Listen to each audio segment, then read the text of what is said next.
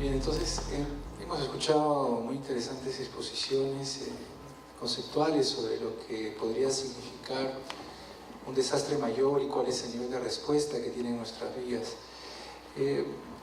Yo quisiera aprovechar la presencia de los distinguidos ingenieros acá en la mesa técnica para hacer algunas preguntas de manera general. Yo he visitado, conozco un poco del país, de la infraestructura del país.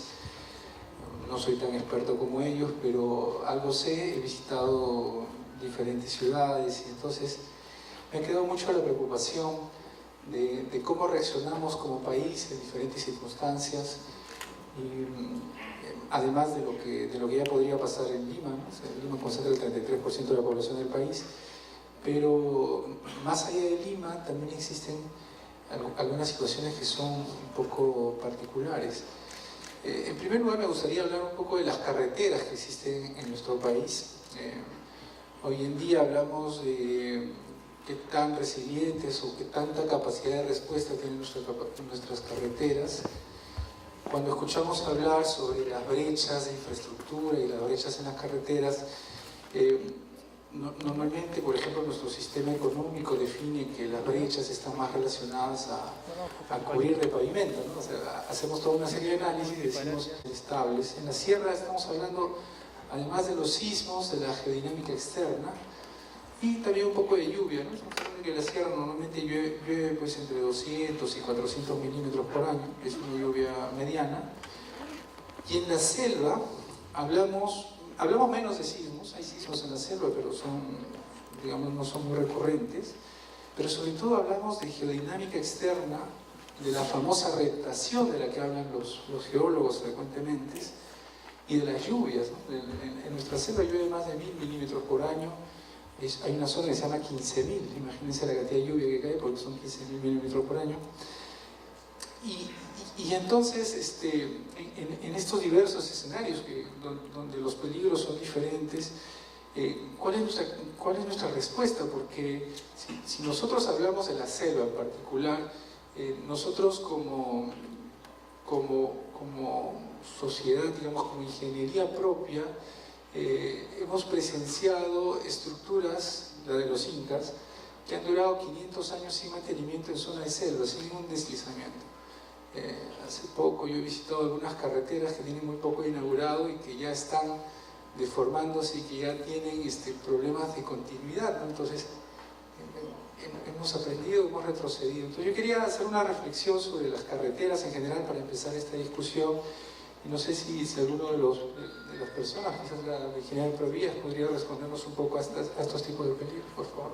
Sí, buenas noches. Muchas gracias por la invitación al Ministerio de Transportes y Comunicaciones. En base a la ponencia de hoy día, debo indicar que el Ministerio de Transportes y Comunicaciones, de acuerdo al Reglamento Nacional de Gestión de Infraestructura Vial, ha desarrollado las normas técnicas para gestión de emergencias viales, ¿no? Estas normas técnicas lo que permite es que las autoridades gestionen lo que está diciendo el ingeniero, cómo dar respuesta. No es posible que no podamos interactuar o articular entre entidad y entidad. Cabe decir que si yo, como Ministerio de Transportes, a través de Provías, puedo apoyar a los gobiernos regionales, con estas normas técnicas sí puedes apoyar, sin necesidad de decir si es mi función, no es mi función, me corresponde o no. Es un documento técnico que va a responder a todas las necesidades. Va a ser te podría decir articulador, ¿no? Es en base a las experiencias de los ingenieros del Ministerio de Transportes y Comunicaciones. Me supongo que en este mes de octubre se está publicando ya de manera oficial. Independientemente de eso, relacionado con temas de riesgo de desastres, ya se ha publicado la guía de inspección de puentes, que es básico, ¿no? Como decía la ingeniera, nuestros puentes no se está registrando, no se está inventariando, no estamos haciendo el análisis principal o específico. Con ese documento nosotros podemos gestionar, podemos interactuar, y es de cumplimiento obligatorio por los 3 niveles de gobierno. Tienen esas herramientas. Adicionalmente, relacionado con el tema de túneles, el Ministerio de Transportes y Comunicaciones en convenio con el Ministerio de Tierra e Infraestructura de Japón, estamos haciendo las normas para el tema de estructuras subterráneas. Es una norma técnica que ya se inició este año y tiene para concluir en el 2020, ¿no? Entonces, básicamente para el tema de sismo resistente, ¿no? Entonces, en cuanto a lo que dijo el Ministerio de Transportes, además tiene un convenio y ya está trabajando ya con el Banco de Desarrollo de América Latina, el CAF, básicamente para atención de caminos, ¿no? Con Provías descentralizado. Y como Ministerio y como Provías Nacional ya estamos haciendo nuestros planes y programas para atender desde como dijo el ingeniero, no solamente la atención a la emergencia, la prevención. O sea, hemos desarrollado documentos que permitan hacer obras para prevenir, ¿no? Independientemente de la atención. Porque con ello lo que se quiere es reducir la brecha del monto en cuanto a reconstrucción. Eso es lo que hemos estado trabajando. Gracias. Muchas gracias. Bueno, de todas maneras me queda la duda de cómo incorporamos el peligro de geodinámica de la rectación y las lluvias. También es un fenómeno muy recurrente en la selva, porque en la selva muchas veces, sobre todo en los periodos de lluvia, quedan muchos sectores que tienen problemas de conectividad, que quedan aislados y es muy frecuente eso, ¿no? Entonces, ¿cómo hacemos para tener cierta respuesta, cierta redundancia en nuestras redes y evitar esos cierres? Sí, las normas técnicas no simplemente está relacionado con la parte de atención a eventos sísmicos, incluye todos los fenómenos naturales, incluso antrópicos, ¿no? Que viene a ser, por ejemplo, el tema de accidentes viales, que dice que hay que darle transitabilidad, ¿no? Con seguridad vial incluido, ¿no? En cuanto a lo que es atención en zona de selva o sierra, el Ministerio de Transportes tiene sus unidades zonales que tienen ya su plan estratégico y específico para que puedan intervenir. Y lo que tenían restricción en las unidades zonales era por el tema de competencias y por el tema de Contraloría. Entonces, con este documento o norma técnica que decimos que pueden ustedes participar no solo en la red vial nacional, sino en la red vial regional y local, ya van a poder intervenir, ¿no? Sería. Muy bien, muchas gracias. Aprovechando la presencia del ingeniero Delgado Sayán, que todos sabemos ha participado conceptualmente en el diseño de la red del metro, yo quería aprovechar para preguntar un poco sobre nuestras redes de transporte público masivo. En general, hoy en día se transportan un poco más de 1.200.000 pasajeros en nuestras dos líneas de transporte público masivo, el metropolitano y el metro. Y estamos hablando de que las estaciones pueden llegar a atender en algún momento crítico, imaginemos que se suspende la electricidad o la energía, existe un corte de energía en la red del metro, estamos hablando de que se tienen que evacuar más de 2.000 personas de dos trenes que pudieran estar llenos, más las personas que están en la estación. Entonces estamos hablando en realidad de sucesos que pueden ser importantes en cuanto a evacuación. Y bueno, la ciudad en general no está preparada para ese tipo de respuestas. Tenemos problemas de accesibilidad también en la ciudad, accesibilidad que se torna más dificultosa, más complicada por la congestión. Y también nuestros tiempos de respuesta, sobre todo en estado de emergencia, para poder llegar a los refugios, que ni siquiera los hemos identificado.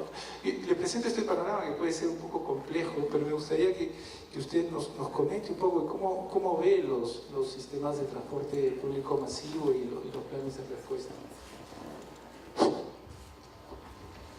Bueno, en primera instancia yo había preparado unos datos de manera general. Voy a tratar de obviar lo que exitosamente ha presentado la ingeniera o doctora, no sé, Fanny, nombre sí, pero ingeniero, doctora. Yo pienso hablar un poco más como ingeniero, ¿no? Entonces, pero quería recordar algunas cosas.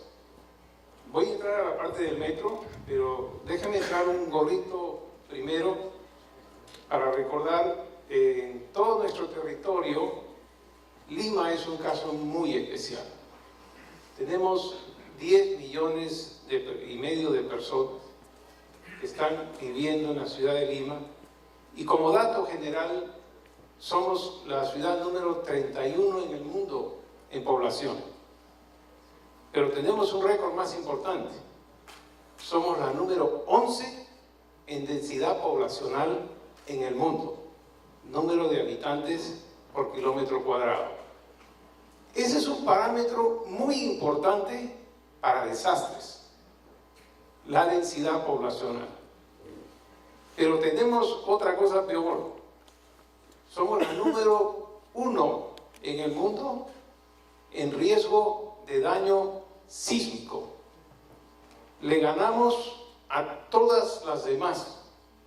El sistema asegurador mundial, que es la Lloyd's de Londres, encargó a la Universidad de Cambridge en el 2014 para que hiciera un estudio de riesgo sísmico que le sirve a todo el sistema asegurador mundial. Porque ustedes saben que la Lloyd's de Londres, todos los seguros, mentira, que Pacífico, RIMA, no, todo termina en la Lloyd's de Londres, en cuanto a riesgos. Bueno, ellos nos dan a Lima como el primer lugar de riesgo en el mundo. Le ganamos a todos, a los asiáticos, etcétera, con una pérdida potencial de 36.000 millones de dólares para el sismo que estamos esperando.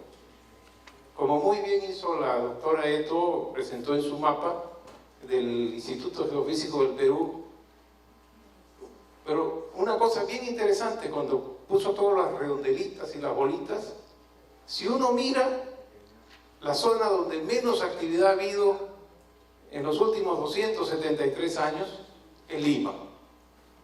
Y entonces por eso es que el Instituto Geofísico, que ya ahora no es como antes, ahora sí mide toda la energía acumulada, dice que, bueno, dice que es 8.5, pero en realidad cuando uno conversa con ellos dice no, es 8.8. Lo que va a venir es un 8.8 con una posibilidad del orden del 75% en los próximos 50 años. Pero eso puede ser mañana, o puede ser el mes que viene, o puede ser el año que viene, como Tavera lo ha puesto en su columna de correo, no puede ser dentro de 5 años o 10 años, pero que va a venir, porque toda esa energía está ubicada, la zona de ruptura mide 100 kilómetros de longitud y está ubicada a 30, el hipocentro va a estar a 35 kilómetros de profundidad, ¿no? Y es 8.8. Entonces, lo primero que tenemos que pensar es el artículo 1 de la Constitución. El ser humano es el fin supremo de la sociedad y del Estado. Podemos tener una pérdida de 36.000 millones de dólares, que para ponerlos en cifras es la mitad de todas nuestras reservas internacionales netas, es bárbara. Deberíamos evitarlo. Pero podemos tener una pérdida de vidas que supera el 250.000 de personas. Hay una sola zona que no la hemos mencionado en toda la noche, que es la Costa Verde. En los acantilados de la Costa Verde, en caso del tsunami y del sismo, cuyo simulacro hicimos el 31 de mayo de este año, que fue un 8.5, tenemos en riesgo potencial de pérdida de vidas. Si eso ocurre un fin de semana de verano, de 170.000 personas. Si tenemos la ola o la masa de agua de tsunami de 10 metros de altura. ¿Eso se puede evitar? Sí se puede evitar. ¿Y por qué no lo hacemos? Para eso estamos los ingenieros. Los ingenieros y los sismólogos somos dos especies diferentes. Los sismólogos son los Nostradamus, los que nos dicen el sismo que va a venir, cuándo va a venir, la energía que tiene que ser liberada. Ellos nos dicen eso, y lo dicen ahora con mucha certitud, porque la instrumentación moderna y los satélites hoy día lo permiten. Antes no, ahora sí. Entonces eso en sus fórmulas de Fourier, etcétera, y nos dicen exactamente la energía que está acumulada y que se va a soltar después de estos 273 años de silencio sísmico. Pero los ingenieros somos los que tenemos que salvar la vida. O sea, los ingenieros somos los que recibimos el encargo de la sociedad para evitar que estos fenómenos naturales se conviertan en desgracia, y en desgracia suprema. Entonces, primero ahí tenemos una zona de alto riesgo, no es una de las vías más transitadas, recibe alrededor de 60.000 vehículos al día la Costa Verde. Ya se ha convertido en la vía de evitamiento oeste de la ciudad de Lima, porque ese es el uso que recibe, y tenemos unos acantilados de 70-80 metros de altura, en la mayoría del trazo, totalmente inestables. La verdad es que estáticamente son inestables, ¿no? Pero además somos la tercera ciudad en el mundo, después de Mumbai y de Bogotá, en aglomeración de tráfico, ¿no? Entonces, tenemos que echarle una mirada integral. Por supuesto que estoy de acuerdo con todo lo que ha sido expuesto, los modelos, etc. Nuestro problema esencial es el sismo en la ciudad de Lima. Ese es nuestro problema esencial. Evidentemente el niño costero también nos ha golpeado, pero el niño costero nos ha golpeado con 5.000 millones de dólares. No recuerdo el número de víctimas, pero no llegamos felizmente a las 1.000.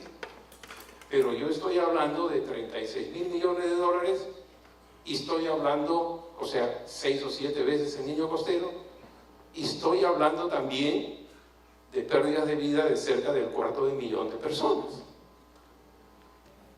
en 2 minutos,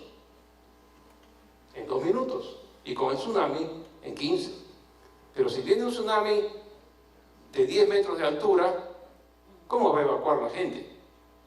¿Va a evacuar por automóviles? No, porque probablemente, y con toda seguridad, hemos tenido deslizamientos en varias zonas, deslizamientos masivos en varias zonas de la Costa Verde. Entonces eso bloquea totalmente el tráfico.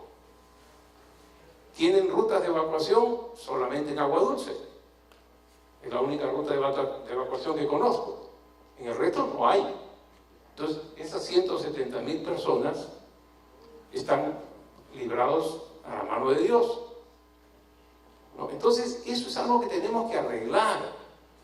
Y los ingenieros sabemos cómo arreglarlo. Entonces, ya no voy a hablar, para que sepan más o menos qué cosa es un 8.8 de momento. Un 8.8 de momento equivale a la liberación de 240 millones de toneladas de TNT, de dinamita, o alrededor de 16.000 bombas de Hiroshima, ahí abajo, a 35 kilómetros de profundidad. Ahora vamos al metro, para no seguir, para poder terminar.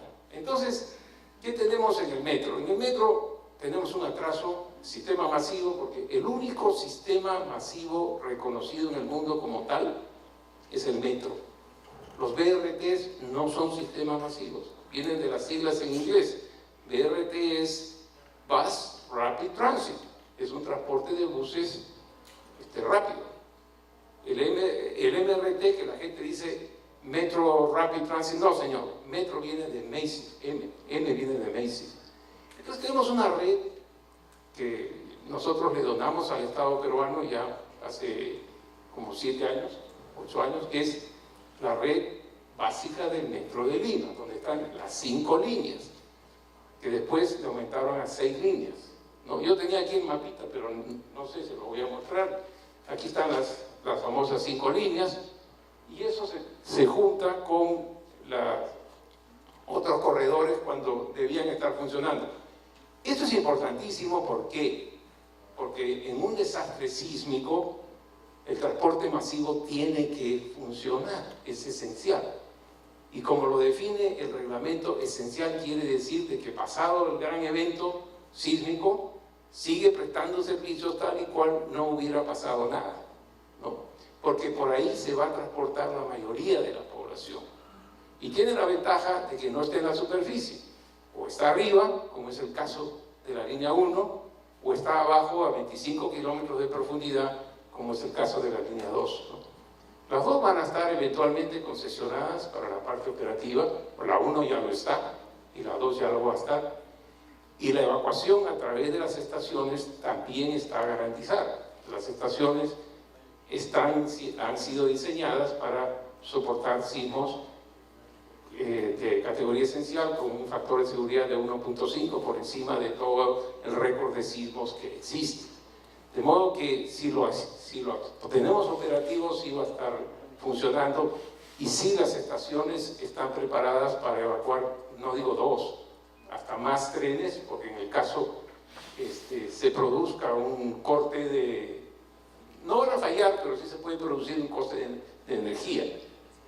El corte de energía va a motivar el tener que desahogar los vagones, que eventualmente los que no están en estación tendrían que caminar o hacia la estación o hacia los escapes que están en los pozos de ventilación entre una estación y otra estación.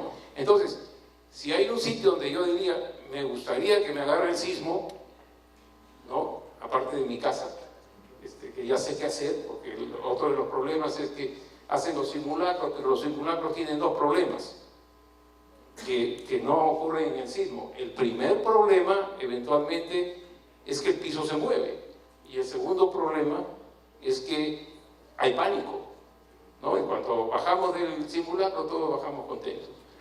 Pero tenemos que mejorar eso, y creo que ya me pusieron la tarjeta roja, y la tarjeta roja es... Gracias. Igual vamos a invitar al ingeniero Juan Carlos Cisneros, me parece que está presente.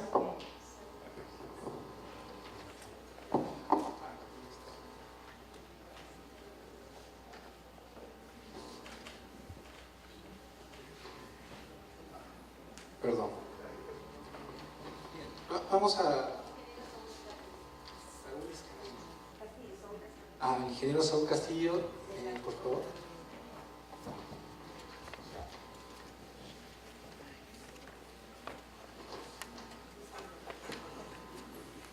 Para hacer la pregunta sobre vulnerabilidad de aeropuertos. Para poder manejar un poco el tiempo, le voy a hacer una pregunta muy concreta que creo que a todos les queda en el aire después de haber visto el caso de los tsunamis. Y tenemos que el aeropuerto de Lima está en la costa, muy pegado al mar, e incluso en la zona delimitada como zona de tsunami. Entonces, por favor, si nos pudiera explicar muy brevemente sobre la vulnerabilidad del aeropuerto. Bueno, buenas noches. Es importante ver los estudios que hay sobre el riesgo del aeropuerto, la exposición que tiene el aeropuerto ante un tsunami. Lo que debemos tomar en cuenta primero son las cotas. El punto más alto del terminal son 36 metros sobre el nivel del mar, y el punto más bajo de la pista viene a ser alrededor de 15 metros sobre el nivel del mar. Si tienen calculado una ola de 10 metros, es posible que sí llegue agua, pero no va a llegar a causar daños, como podemos haber visto en otros lugares. También es importante rescatar las palabras del ingeniero Peña, que corrobora algo que nosotros hemos estado viendo estadísticamente, ¿no? En México, en Chile y en Ecuador, las pistas no han sufrido daños. Si bien los suelos son diferentes, estas estructuras o estos pavimentos son construidos con un estándar que lo da la OASI. Entonces, eso nos da una probabilidad muy alta de que la pista del Jorge Chávez siga operando. Muy aparte de ello, los equipos que podrían ser dañados, los servicios básicos como electricidad, agua, que vamos definitivamente a necesitar y estamos trabajando ya en esa continuidad. Entonces, es importante. Nosotros venimos trabajando con Naciones Unidas, hace poco con Defensa Civil también. Hemos venido trabajando en GATO, que es Aeropuertos Preparados para el Desastre, que es una colaboración que hace DHL evaluando los aeropuertos en el mundo.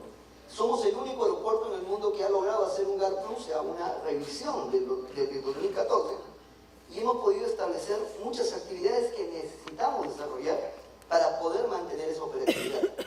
Miren, podemos prepararnos, podemos estar listos, pero veamos el entorno. Veamos, como decía el ingeniero, los puentes de la avenida Fosse. La cantidad de combustible que mueve un aeropuerto es increíble. O sea, estamos hablando de 900.000 galones diarios del turbo. que usan las aeronaves.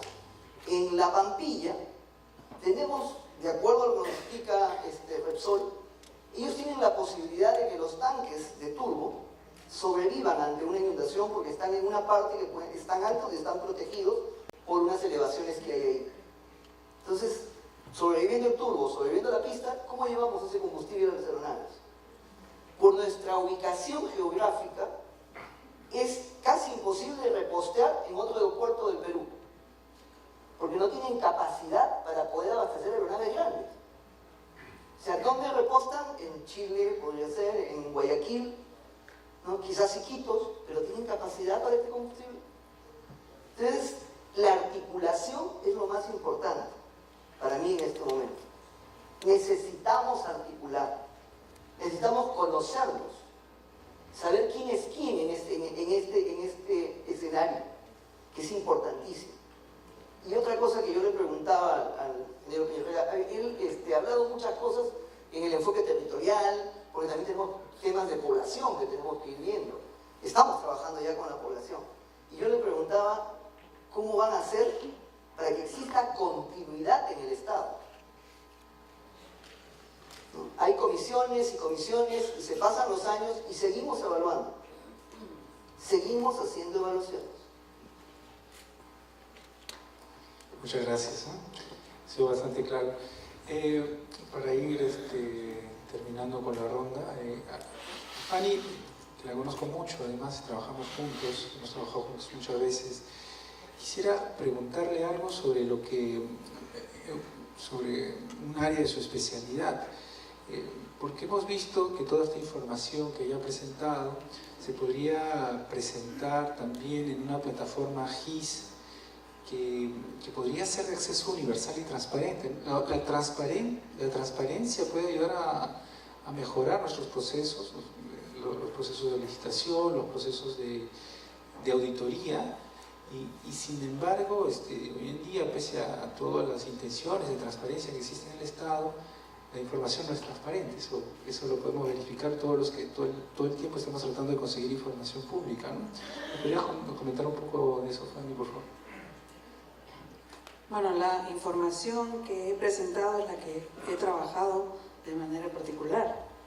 Incluso cuando hemos trabajado la actualización del plan maestro de Lima y Callao, no teníamos información de, por ejemplo, del ATE, y el concesionario no daba la información. El aeropuerto sí nos brindó porque cruzamos todo tipo de información, ¿no?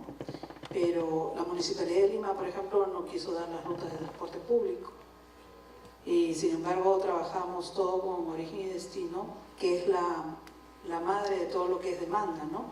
Y que te determina qué tipo de sistemas tienes que hacer. Por ese lado no hay problema.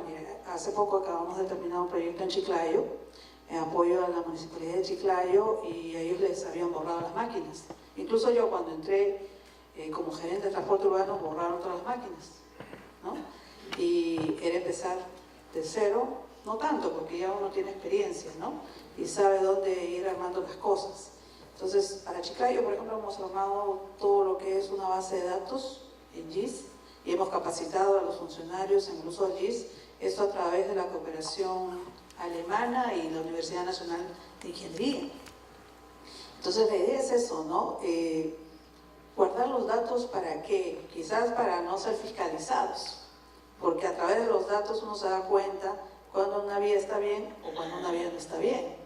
Por ejemplo, a mí me causó sorpresa encontrar una carretera que se estaba anunciando de 5.000 de IMD cuando no había nada y no conducía nada, ¿no? Tremenda carretera. O uno va, que a nosotros nos restringían mucho el tema del SNIP y nos exigían volumen, una cantidad de volumen de tráfico, y sin embargo tú encontrabas carreteras con tremendas bermas sin ningún carro, ¿no? Entonces, quizás no quieren dar la información por la transparencia, ¿no? Nos ocurrió con el estudio de corredores complementarios que se hizo, no fue el que se implementó, sino se hizo un estudio muy bien hecho, muy bien planificado, que no querían, que ya lo estaban vendiendo lo que hicimos nosotros es publicarlo en la página web. Entonces, cada vez que he tenido la oportunidad de estar en la parte pública, ha sido muy transparente, ¿no? Y se mueven, o sea, los consultores a veces guardan información para sus propios estudios, ¿no? Lo bueno de la universidad es que uno hace investigación y es más transparente y las cosas se hacen más horizontales, ¿no? Muchas gracias. La transparencia efectivamente puede ayudar a muchos de nuestros procesos. Y finalmente el ingeniero Peña Herrera, que ha sido el especialista en temas de vulnerabilidad. Me gustaría, yo me he quedado de todas las exposiciones que usted ha presentado, me he quedado con la duda de cómo confrontar toda la informalidad que existe en nuestra ciudad y esas redes que han ido apareciendo, no de manera planificada, sino que han surgido por una necesidad de que las personas que han ido ocupando las estribaciones andinas, hablo no solamente de Lima, sino de todas las ciudades en el Perú, quizás en Ecuador menos, pero en el Perú es un mal endémico. ¿Cómo podemos garantizar la accesibilidad y una buena respuesta ante emergencias de toda esa ciudad nueva, pero que no es planificada y que no tiene ninguna conexión con los refugios y donde los refugios no existen casi? ¿Qué respuesta le podríamos dar a eso? A ver, ese es un tema muy complejo porque justo lo que mencionas, ¿no? La no planificación hace que sea un doble problema, por ejemplo, para la municipalidad, ¿no? Para el gobierno local de cualquiera de nuestras ciudades. En el tema de Ecuador es muy similar a Perú y es muy similar a Colombia y es muy similar a Bolivia. Y más bien ahí contestando un poco esa pregunta de cómo establecer esas redes, yo creo que el tema de la comunidad andina tiene que seguir trabajando mucho más en el tema hago un pequeño paréntesis, en el tema de riesgos conjuntos, porque solo entre nosotros vamos a aprender. Sí, está bien ver las tecnologías de otros lados, pero hay un tema que no permite que esas recetas sean aplicables directamente, y es el tema cultural. Y eso, ojo con eso, porque sí es bastante fácil decir en estos pueblos jóvenes y en estas urbanizaciones nuevas que no son planificadas, bueno, tienen que seguir esto. Tenemos que entender el tema cultural de esas comunidades. Y no es nada fácil. Así pongamos rutas de evacuación, así pongamos refugios, ¿quién nos garantiza que ellos vayan allá? Nosotros en el terremoto del 16 de abril tuvimos esos problemas. Cumplimos toda la normativa para los refugios temporales, fuimos felicitados por todo eso, pero tranquilamente tuvimos me parece que fueron como 5.000 familias que simplemente no quisieron acceder a eso. ¿Por qué? Porque estaban cuidando sus pertenencias de sus casas. La casa estaba destruida, pero se querían quedar ahí. Entonces, la temática cultural es muy importante para empezar a hacer cualquier estudio de ingeniería, porque tenemos que responder, si bien lo que decía el ingeniero, a estas alturas de la vida, con la tecnología que tenemos, casi la respuesta ingenieril ya está dada. A lo mejor lo que sí nos falta es presupuesto para implementarla, pero soluciones las hay. Pero esas soluciones tienen que ir de la mano de lo cultural. O sea, les oigo planificar, ustedes están trabajando mucho en el tema de Lima por el tema del sismo. Yo les doy un ejemplo, tuvimos en el tema del terremoto de Ecuador, el manejo de escombros es impresionante. Mover escombros, tú puedes tener las vías, pero mover los escombros simplemente te caotiza la ciudad. Puede no haber un solo muerto, pero ¿cómo mueves la ciudad si estás llena de escombros? ¿Tenemos la capacidad instalada para mover los escombros para habilitar esas rutas de evacuación? Es una pregunta. Modelos, ahora se pueden modelar, a ver cuánto de escombros vamos a tener que mover. Ese es el primer problema. Y el segundo problema, en este mundo que es totalmente amigo de lo ambiental, ¿dónde vamos a localizar esos escombros? Es un tema ambiental que nos pegó muy duro en Ecuador, porque el mismo gobierno que implementó unas normas ambientales, las tenía que incumplir para poder salvar vidas, porque como dice, igual que en nuestra Constitución, el primer punto es la vida humana. Pero llegas a tener todos esos choques. Entonces, no es fácil, retomando eso, no es fácil una planificación de eso. Yo recomendaría empezar desde eso, de los temas culturales, para ver qué respuesta le doy y que entiendan que si bien parecemos una comunidad homogénea, no la somos. Tenemos, yo creo que aquí les pasa igual que en Ecuador, que en las ciudades grandes tienes comunidades de las otras ciudades pequeñas que vienen y tratan de ubicarse en los mismos sitios. Entonces tenemos que entender cómo funcionan esas comunidades. Ni menospreciar, ni decir que ellos van a poder, sino que simplemente que ellos sepan adaptarse a estas nuevas realidades, pero que nosotros seamos capaces, tanto los tomadores de decisión como los ingenieros, seamos capaces de entender esa cultura para poder trabajar el tema vial, el tema de comunicación de esos grupos. Bien, muchas gracias. Muy interesante, sobre todo el tema cultural, que en un país tan diverso como el nuestro, multicultural. Tenemos una pregunta del público para la ingeniera Giselle Príncipe, Jorge. Dice, ¿cuenta con un plan de continuidad operativa para los activos críticos nacionales? Si lo tuvieran, ¿en qué estado se encuentra esta implementación? Actualmente el Ministerio de Transportes y Comunicaciones, después del fenómeno del Niño, ya se está implementando todos los planes para activos críticos, básicamente los contratos. O sea, estamos poniendo para los niveles de contratos por administración directa o con contratistas conservadores o en concesionarios, ya hay un tema de riesgos potenciales. Dentro de esos riesgos potenciales, ellos tienen que evaluar a la vía con todos sus fenómenos y presentar un plan. Ese plan se aprueba, ¿no?, junto con su contrato, y ahí comienzan a implementar, ¿no? Entonces, si ya se ha hablado, ya se está tratando, ¿no? Muy bien, muchas gracias. Entendemos ahora que ya estamos sobre la hora, por lo tanto le agradezco mucho la participación a nuestros panelistas y además me parece que hemos tratado de barrir la mayor diversidad de infraestructuras para que ustedes puedan tener también una visión y las preocupaciones sobre la vulnerabilidad y sobre los riesgos y los peligros a los que estamos expuestos. Les agradezco mucho su atención.